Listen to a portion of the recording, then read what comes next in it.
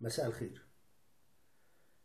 النهاردة أنا هكلمكم في موضوع حساس وخطير جدا، وعارف إني أنا بعد ما هتكلم في الموضوع دوت إني أنا يعني في ناس هتهاجمني كتير. سوف أنال قدر من الهجوم لا بأس به. طبعا الهجوم ده هيجيني من الناس اللي هي مغيبة ومؤمنة بالمسلمات وما بتنقضش وما بتحاولش تكون في طريقة أو محاولة للتغيير. النهاردة أنا للأسف هنتقد رجال الدين، هنتقد رجال الدين. يعني أنا طبعا أرثوذكسي صميم، وطبعا رجال الدين ليهم عندي كل احترام، وطبعا في ناس كتير من الكهنة والأساقفة أنا بأجلهم وأقدسهم وأحترمهم جدا جدا، لكن البعض منهم تصدر منه أخطاء. أنا من وجهة نظري لازم أهاجمهم ولازم أوضح الأخطاء دي علشان ما تحصلش بعد كده، علشان ما تحصلش بعد كده.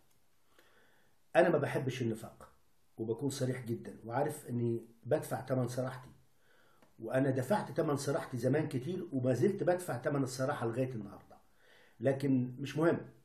المهم إن الكلمة لازم توصل. طبعا لما هبتدي بكذا نقطة هتكلم فيها. هتكلم عن بعض كنائس المهجر، هتكلم عن ملف خطف البنات في مصر، هتكلم عن موضوع الطلاق، وممكن أتطرق في جزئية بسيطة لموضوع القدس تاني اللي اتكلمت فيه كتير قبل كده. الغريبة أن أنا كنت أعتقد أن لما كنت بحضر العظات في الكنيسة المصرية وكنت بدخل الكنيسة وأسمع أن الكنيسة دايما بتقول لنا لا هتكونوا مضطهدين ولازم تتحملوا الاضطهاد و كنت اعتقد ان العظات دي خاصه بالكنيسه في مصر، نظرا لما يتعرض له الاقباط في مصر من اضطهاد. فشيء طبيعي ان العظات تكون كلها دعوه ان احنا نتحمل الاضطهاد وان احنا نبقى اقوياء وان ده اتكتب علينا كما الكتاب قال. لكن ما كنتش اتخيل ابدا ان انا لما اروح كنائس المهجر أفاجأ بأن العظات هي نفسها اللي موجودة هنا. يعني أدخل في كنيسة في أوروبا ولاقي الأسقف بيوعظ إن في اضطهاد ولازم نتحمل الاضطهاد. أروح كنيسة تاني برضو في المهجر ألاقي الكاهن بيوعظ عن الاضطهاد ويجب إن احنا نتحمل الاضطهاد. أنا بقى الله، ده احنا في أوروبا أو في أمريكا، اضطهاد مين يا عم اللي تجي تكلمنا عنه؟ ده اللي ده دولة القانون، يعني اللي يغلط فيك تتلفاه بالقانون وتحاسبه بالقانون. لو كان وزير تيجي تقول لي اضطهاد؟ انت يعني ايه الفكره انك انت توعظني في المهجر عن الاضطهاد؟ او المصريين اللي عايشين في دول فيها حريه وفيها ديمقراطيه تكلمهم عن الاضطهاد وانهم يتحملوا؟ هل اتكتب على المصريين انهم هم يبقوا جبنة ومتحملين في بلدهم وكمان لما يطلعوا بره انهم يتحملوا ما يطالبوش بحقوقهم؟ اعتقد ان دي كارثه.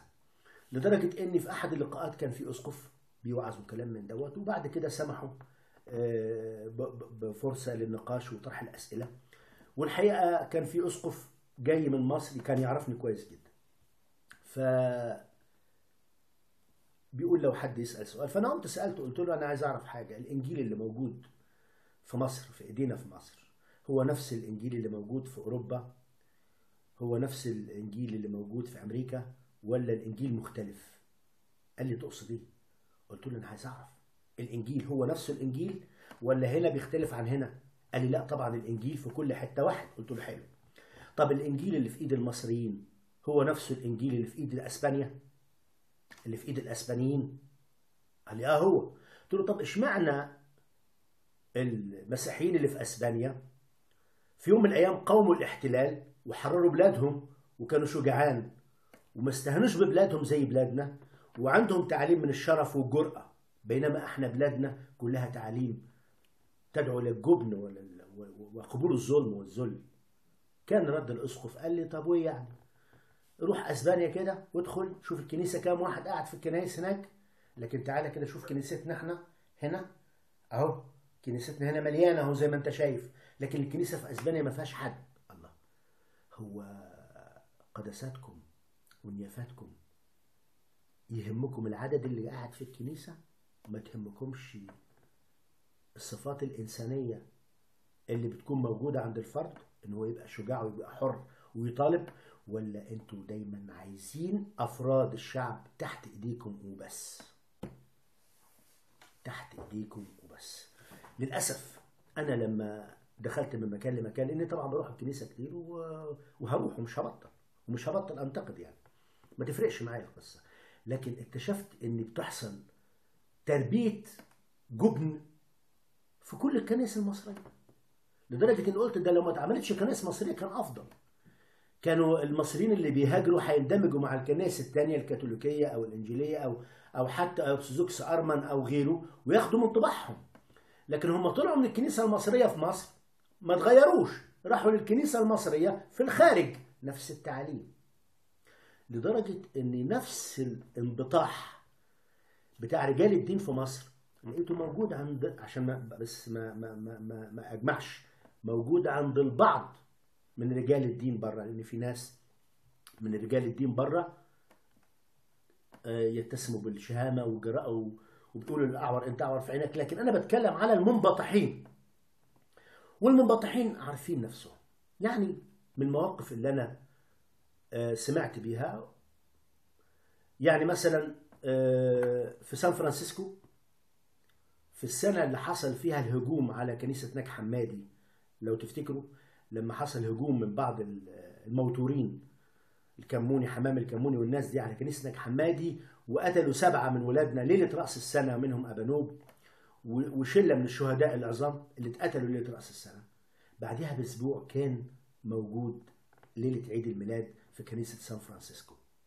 طبعا نفوس المسيحيين كانت متأججة، فالكنيسة ليلة عيد الميلاد والقداس بتاع ليلة عيد الميلاد، بعد 7 أيام لسه ما نشوفش دم الشهداء، داخل السفير بتاع مصر في سان فرانسيسكو. فطبعا في واحد اسمه الأستاذ ناجي عطا، الأستاذ ناجي عطا ده من الناس الأقباط اللي هم التقال قوي واللي لهم وزن في الكنيسة، قام وهاجم السفير المصري اللي موجود في سان فرانسيسكو، وقال المفروض ما يدخلش. يحصل ايه؟ كاهن الكنيسة يتصل بالبوليس، عشان البوليس اللي في سان فرانسيسكو في أمريكا يجي يمسك ناجي عطا الله ويحطه في أوضة في السلاسل لغاية ما يخلص القداس، وساعات السفير يستقبل التهاني. عنه ما حضر السفير يا أخوي. يعني إيه السفير يحضر؟ إيه المشكلة إن السفير ما يحضرش الليلة دي كنوع من نوع الغضب القبطي عشان الناس اللي استشهدت؟ لكن لا، إزاي نزعل الدولة؟ لازم ننبطح للدولة، لازم الدولة نبقى احنا منبطحين ليها. مش عايز أقول كلمة أوسخ من كده. نيجي لكنيسة تانية، كنيسة في فرنسا، كنيسة جميلة جدا جدا. طبعا حضراتكم تعرفوا الدكتور محمد رحومة. دكتور محمد رحومة ده كان عميد كلية أصول الدين في مصر. دكتور محمد رحومة آمن بالمسيحية وبقى إنسان مسيحي وبقى إنسان مبشر بالمسيحية. أوكي؟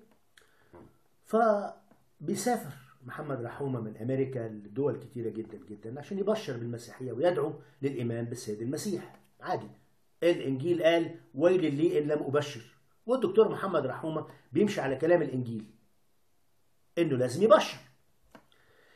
فراح الكنيسة في فرنسا، فقابل الكاهن وقال له أنا الدكتور محمد رحومة وعايز ألقي عظة وكده. قال له طب أوكي اتفضل ارتاح كده عندنا شوية، اشرب حاجة وأنا هجهز لك الناس عشان تدخل لهم. الكاهن اللي قال للدكتور محمد رحومة اتفضل انتظر، صرف الناس بعد الكنيسة وقال لهم امضوا بسلام، سلام الرب يكون مع جميعكم. الدكتور محمد رحومة منتظر ساعة ساعتين، ما في ايه يا ابونا، ايه الحكاية؟ قال له معلش اصل الشعب انصرف. الشعب انصرف ليه؟ قدس ابونا موجود في فرنسا وخايف يحسن السفارة ولا حد من السفارة يحس ان هو مع التنصير، يد الخيبة عليك وعلى اللي جابوك وعلى اللي رسمك. كان ده انت اللي المفروض تدعو وتقول تعالوا وتشوف تعليم المسيح وتدعي ليها. ويل لي إلا مبشر دي آية بتنكر، وبتنكر بره في دولة متوصف فيها الدستور لحرية العبادة. ده انت وفي فرنسا يا ابونا، انت وماشي هيدوك القرآن يقول لك اتفضل بندعوك للقرآن، بندعوك للإيمان بالإسلام. دولة عادي فيها الحرية لكل الناس، وانت متوقف والراجل جاي لك من أمريكا عشان يقف على يوعظ الناس، تقفل الباب قصاده. الغريبة بقى ان نفس الكاهن تيجي فرقة إيهاب توفيق ومعاه إلهام شاهين ومعاه لطفي لبيب ومعاه هالة صدقي عشان يدعوا للسيسي. طبعا أنا من مؤيدين السيسي، معلش ممكن في ناس تزعل، لكن أنا من مؤيدين السيسي لأن مش شايف على الساحة حد ينفع غيره دلوقتي، ومحدش في اللي موجودين ضده ينفع. فبالتالي هو أفضل اللي موجودين، مش هقول أفضل مصري، لا هقول أفضل اللي موجودين دلوقتي هو السيسي. أنا بدعي له، وأنا عن نفسي هنتخب السيسي. لكن نفس الكاهن ده اللي خلى الدكتور محمد رحومة ما يوعظش على المسبح للناس، خلى إيهاب توفيق يصلي تسلم الأيادي. وفين؟ قدام المسبح بتاع ربنا تسلم الأيادي. زمان لما كنا بنعمل مسرحيات لا يمكن كنا نعمل المسرحية جوه في المسبح، كنا بنشد خشبة مسرح بره ونعمل مسرحيات، وكانت مسرحيات دينية. قدام المسبح ممكن ترانيم ممكن عظات لكن يدخل حد ويغني تسلم الأيادي ويسقفوا له، باظت. وبيتي بيت الصلاة يدعى وأنتم جعلتموه مغارة للصوص. ما ينفعش يا ابونا. إيهاب توفيق على راسنا، بس في الفناء تعمل له مسرح أو تأجر له مسرح قدسك وتسقف معاه زي ما أنت عايز، لكن في الكنيسة يفتح الله يا ابونا، ما ينفعش، ما ينفعش يا ابونا. نفس المشاكل اللي بتحصل برضو لغاية دلوقتي عليها تساؤلات. استراليا والأسقف بتاع استراليا الأنبا سوريال اللي البابا شنودة قبل كده شالوا البابا شنودة، وقاعد متشال لغاية نياحة البابا شنودة، وبعد البابا تودروس ما جه الأنبا سوريال رجع، والأنبا سوريال عليه شبهات مالية وغير مالية، ومشغل 3/4 قرايبه معاه في الوكالة في البروشية بتاعته، وهو من السودان أساسا وعليه كلام كتير. طب ليه يرجع؟ طب هو ليه أساسا البابا شنودة شاله؟ طب ليه رجع؟ ورجع بنفس المساوئ؟ الله أعلم، الله أعلم. خلصنا من العظات اللي بتعلم الناس الجبن هنا وبره، خلصنا من الانبطاح السياسي، انبطاح الكهنة. ده في كمان حاجة افتكرتها دلوقتي، أحد الأساقفة برضو في دولة من دول أوروبا كان ليه خلاف مع أحد أفراد الشعب، مع أن أحد أفراد الشعب ده إنسان يعني في بلده الأوروبية دي على مستوى، واخد الجنسية من 35 سنة ويملك بوزيشن جامد جدا، وكان بيخدم الكاهن ده الأسقف في حاجات كتيرة جدا جدا جدا، ولكن حصل خلاف بينهم. طبعا اغفروا لبعضكم وسامحوا لبعضكم، دي عظات بيقولوها الأساقفة والكهنة للشعب، لكن كده اغلط في كاهن ولا اغلط في أسقف مش هيسامحك، مش هيسامحك. ده انت غلطت في الذات الإلهية، بس غلط في الكاهن بجملة في الأسقف بجملة، والأسقف شن حملة على هذا الرجل. الغريب أن هذا الرجل ينزل في انتخابات مجالس النيابية وياخد رقم، مجالس الشعب أو البرلمان في أوروبا، وياخد رقم، وفي نفس الوقت في واحد تاني من الكنيسة نازل، يبقوا 2 أقباط أخدوا رقمين ورا بعض هم الاثنين. نفاجأ بأن الأسقف دوت اللي ما بينساش الإساءة، اللي الإساءة بتبقى نار في جتته، بيقف على المسبح يقول لهم النهارده الانتخابات ادوا فلان بس تدوله، وابن الطاعة تحل عليه البركة.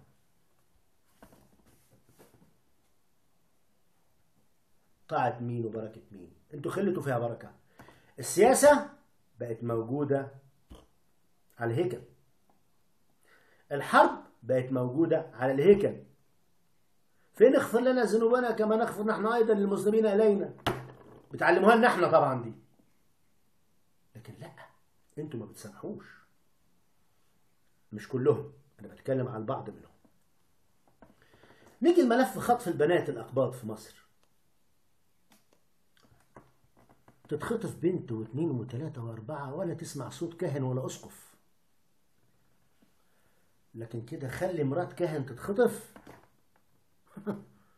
البابا يطلع اعتكاف والدنيا تخرب وأمن الدولة تتقلب وتتعدل لغاية ما تجيب مرات الكاهن ده. لكن القبطية العادية لا، محدش يتحرك لها ولا يتكلم، ونحن فداءكم. وإذا كان دمنا إحنا اللي هيؤدي لاستقرار الوطن فإحنا بنضحي بوطننا. متشكرين أوي، متشكرين أوي. طب وبناتنا اللي بيتخطفوا، وولادنا اللي بيتخطفوا وبيطلب فيهم فدية كل يوم، ولا حد بيجيب سيرتهم ولا حد بيقول. ولو جالك وفد من بره يكلمك عن الحريات هتقول له إيه؟ هتقول له لا احنا زي الفل وتمام. ليه؟ عشان احنا ما بنحبش التدخل الخارجي، واحنا اصلي مشاكلنا هنحلها داخليا. تمام. ده حتى الكنيسة استغربت يوم ما قدمت الليستة ب55 كنيسة اتحرقوا عشان يتعمروا، فالحكومة ردت عليهم قالت لهم لا دول مش 55 كنيسة، اللي اتحرقوا 60 كنيسة، ادونا التقرير كامل عشان نعمر ال60 كنيسة. يا سلام، راحة رفضوا 55. ما ينفعش، ما ينفعش 55، دول 60 اللي اتحرقوا ادوهم ال60. لا تصلحت 50 ولا تصلحت 60 ولا تصلحت 10. ليه؟ لأنك يا قبطي بتقدم ولاء بدون ثمن. فين ضماناتك؟ أي إنسان على الطاولة السياسية بيفهم سياسة بتبقى هات وخد. احنا وطنيين بس وماله، بتبقى وطني وتكسب. ايه المشكلة؟ ايه المشكلة انك انت تكسب تقول لهم طب انا هديكم اصواتنا في الانتخابات وانجحكم وانا عندي 18 مليون صوت هديهم لكم، بس الغوا لنا المادة الثانية من الدستور اللي بتذبحنا. ايه المانع؟ لكن للاسف ما عندناش. احنا بس يهمنا ان رضا الحكومة علينا. يا رب ترضى علينا الحكومة. نسيبنا الحكومة وبقينا قرايب. والبنت تتخطف محدش يسأل. ماشي. نيجي بقى الموضوع برضو ملف الطلاق اللي هو طبعا في ايد الانبابولة. والحقيقة الانبابولة راجل متعدد المزايا، يعني ممكن تلاقيه بيكلمك في الطب في التلفزيون، ممكن يكلمك عن الفضاء وعن الذرة ويجي في التلفزيون يتكلم عن الفضاء والذرة، ومتعدد المواهب الحقيقة. وكان برضو من ضمن لجنة الدستور، وكان بيحب الأخ برهامي ويتصور معاه وياخده بالحضن. كانوا حبايب حبايب قوي يعني حقيقة. فهو متعدد المواهب يعني والصفات والخلات. لكن ما عرفش موضوع الطلاق مكلكع معالي، يعني ما بيحلش ويربط فيه. بس ممكن القضية تتحل لما تكون مثلا شخصية مشهورة، يعني مثلا زي هالة صدقي مثلا حبت تاخد طلاق وتتجوز، ما فيش مشكلة، طلع لها تصريح الجواز والطلاق وكده عادي يعني، مفيش مشكلة. بس أثبتوا طبعا بطريقتهم إن الطرف الآخر يعني يعتبر في حكم الزاني. ما علينا. قضايا كتير متعلقة، قضايا كتير متعلقة في الطلاق.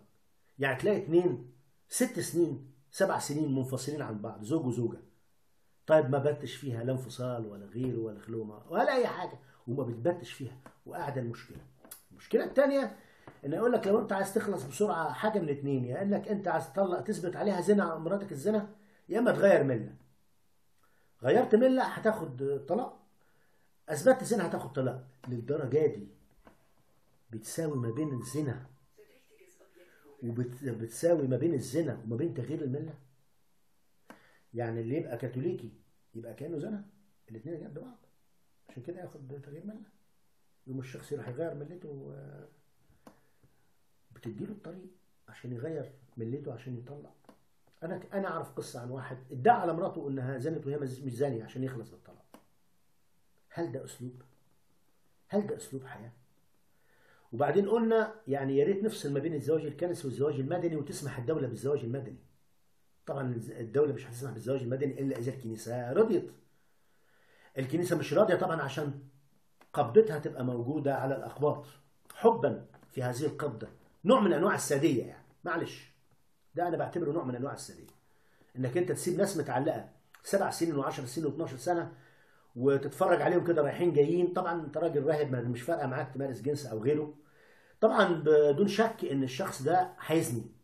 انت بتدفع جثك يا سياده الاسقف يا انت ما بتدوش حل انه يزني، وبتدفع الست اللي هي مش عايزه تديها قرار طلاق انها تزني. يبقى يا سيادة يا اساقفه يا ابائنا يا قديسين، انتوا بتدفعوا بعضا من الشعب للزنا. ما تقوليش انا بطبق كلام الانجيل، لا المسيح ما عمره ما كان كده. المسيح عمره ما كان كده. قال لا طلاق لعله الزنا، بس ما قالكش ما تروحش روح امنعه من الجواز المدني او خلي الدوله لا تسمح بالزواج المدني. هو ممكن يسافر بيروت يتجوز هناك، افرض مش قادر يسافر بيروت، ما عندوش فلوس يسافر بيروت او يسافر لندن ويتجوز، يعمل ايه؟ من الحاجات السيئه جدا اللي بتخليني انا يعني متضايق، قصه حصلت حقيقي وحصلت في اسنا. انا كنت وانا طالب في كليه الطب في اثناء الاجازه الدراسيه كنا بنعمل مسرحيات، كل سنه نعمل مسرحيه. كانت مسرحيات كبيره يعني، المسرحيه تقعد 5 6 ساعات، وكانت تصور فيديو مكياج وحاجات حلوه يعني. ففي يوم من الايام وانا جاي كنا بنعمل مسرحيات، ففي واحد لقيته غريب كده شويه واخد هيمثل معانا دور اسقف. فلقيت الاخ اللي هيمثل دور الاسقف ده بينعم في صوته قوي كده وبيتمسكن قوي يا زي. قلت له الله، هو بيعمل كده ليه؟ قال لي اصل بيمثل دور مطران، بيمثل دور اسقف. قلت لهم يعني هو دور الاسقف محتاج ان هو يتمسكن قوي زياده عن كده؟ هو مين الاخ ده؟ قال له ده الاخ عاطف، ده تحت التجربه هيبقى راهب يعني، فاحنا قلنا هو موجود في الكنيسه نخليه يمثل معانا. اوكي خلاص.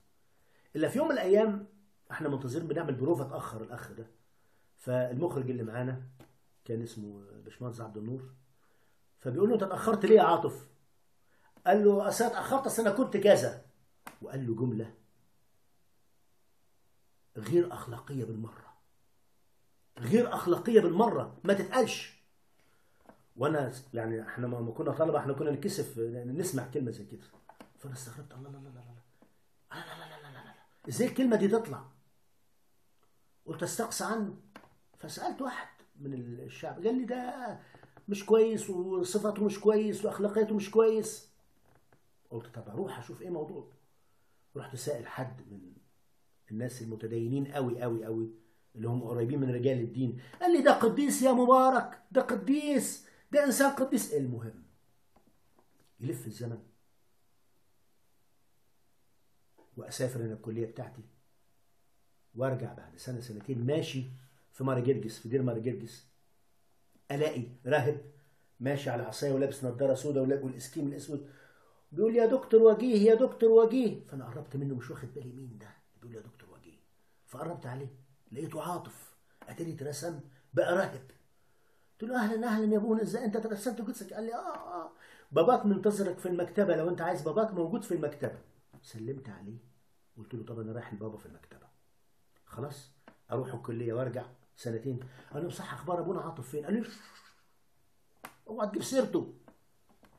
اجيب سيرته ليه؟ في ايه؟ قال لي اصل هو بعد ما اترسم راهب ما استحملش الرهبنه، راح نزل للانبا امونيوس. ساعتها الانبا امونيوس الله يمسيه بالخير هو اللي كان موجود اسقف. نزل الانبا امونيوس قال له لا انا مش قادر على الرهبنه، انا مش قادر على الرهبنه، انا عايز اتجوز. راح فك منه الرهبنه وراح سمح له بالجواز. قلت له وبعدين؟ قال لي بعد ما اتجوز جه الانبا امونيوس قال انا مش مستحمل مراتي، انا مش مستحمل مراتي، طلقني من مراتي. راح الانبا امونيوس قال له لا يا حبيبي، انت قلت مش عايز رهبنه، شلناك من الرهبنه، لكن طلاق ما عندناش طلاق يا بابا، راح عمنا عاطف غير خالص، غير خالص، لدرجة في يوم من الأيام وأنا ماشي كنت في قنا، وكنت ساعتها طبيب تكليف، وبركب عربية كنت رايح الصالحية من ميدان سيدي عبد الرحيم، فراكب العربية في الكابينة كده، فواحد بيقول للسواق، بيقول له مش هتيجي تصلي معانا؟ كان يوم جمعة، مش هتيجي تصلي معانا النهاردة؟ قال له فين؟ قال له في الجامع هنا النهاردة، الشيخ عاطف هو اللي ماسك، هيوعظ النهاردة الشيخ عاطف. الشيخ عاطف. فما تسامحوني، ما تقولوليش ما تفكرش، وما تقولوليش ما تدققش، وما تقولوليش ما تناقشش.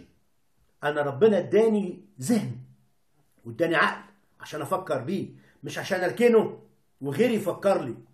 ربنا اداني عقل عشان اعرف ايه الحلال وايه الحرام، وايه الصح وايه الغلط، وايه اللي بيعملوه رجال الدين صح، وايه اللي ما بيعملوش غلط، وايه اللي بيعملوه غلط. الحاجات دي مش هنسكت عنها، ومفيش خطوط حمراء، مفيش خطوط حمراء. اخر حاجه هتكلم فيها موضوع القدس مره تانية وثالثه ورابعه، انك يقول لك ايه القرار قرار مجمع مقدس. طب ده قرار ديني ولا قرار سياسي؟ يقول لك لا، مش قرار ديني ومش قرار سياسي، ده قرار وطني. سلمتها محسن، سلمتها محسن. يعني ايه قرار وطني؟ يعني ايه قرار وطني؟ ما هو قرار وطني يعني سياسي. وبعدين يقول لك ايه اللي يروح القدس مش هيتناول لمده سنه تاني. طب ما يتناول لما هو قرار وطني ولا سياسي ولا زفت؟ مال التناول في القصه دي؟ ما يتناولش لمده سنه ليه؟ ليه؟ وبعدين يقول لك لما يرجع يكتب اعتذار في الاهرام، في الاهرام مش في وطني. يعني كمان اعتذار في الاهرام. ليه بقى في الاهرام؟ عشان الساده رجال الحكومه الاجلاء يعرفوا ان رجال الدين متحكمين في الاقباط وكاتمين على نفسهم وذلينهم. تروح الاهرام بفلوس الدوله لكن مش الوطني. طبعا كتير الكلام ده قوي، وبحذر. النهارده الكلام بيتقال بين الودان للودان، بكره هيتنادى بيه على السطوح، وممكن في لحظه تلاقوا الشعب مش معاكم. ممكن في لحظه تلاقي الشعب لا احترم كاهن ولا احترم اسقف ولا احترم غيره، لان هتسقط المصداقيه بتاعتكم.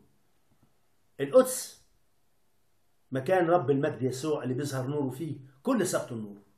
محدش هيقدر يمنع قبطي انه يروح هناك.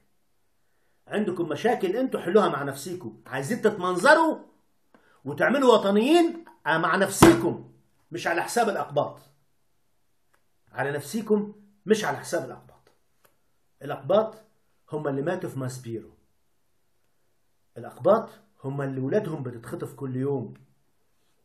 الاقباط هم اللي بناتهم بتتخطف كل يوم وبيتغرر بيهم. الاقباط الشعب هم اللي بيدفعوا الثمن.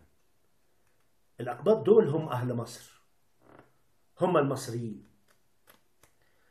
لكن برجع وبكرر، مش كل رجال الدين سيئين، البعض منهم. في قديسين عندنا، وفي ناس اطهار جدا جدا جدا، وفي سيئين عندنا. يا ريت تقعدوا مع بعض والبابا يعلم الاساقفه بتاعته انهم يغفروا للشعب، مش يقفوا مع الشعب نائر ونقير. مش الاسقف يعمل اله بالنسبه للشعب. اله ليه؟ ده لما اتنقل جبل المقطم جابوا سمعان الخراز، راجل من الناس العاديه.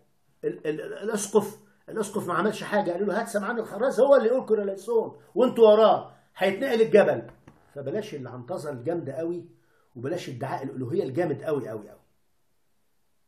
احنا الالوهيه والقداسه، القداسه بنشوفها في التواضع، زي ما المسيح كان متواضع.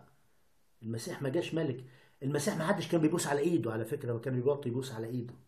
ما حصلش ان المسيح قبل ان حد يبوس على ايده. والمسيح نفسه قال لا تركع الا لله، للرب الهك تسجد واياه وحده تعبد.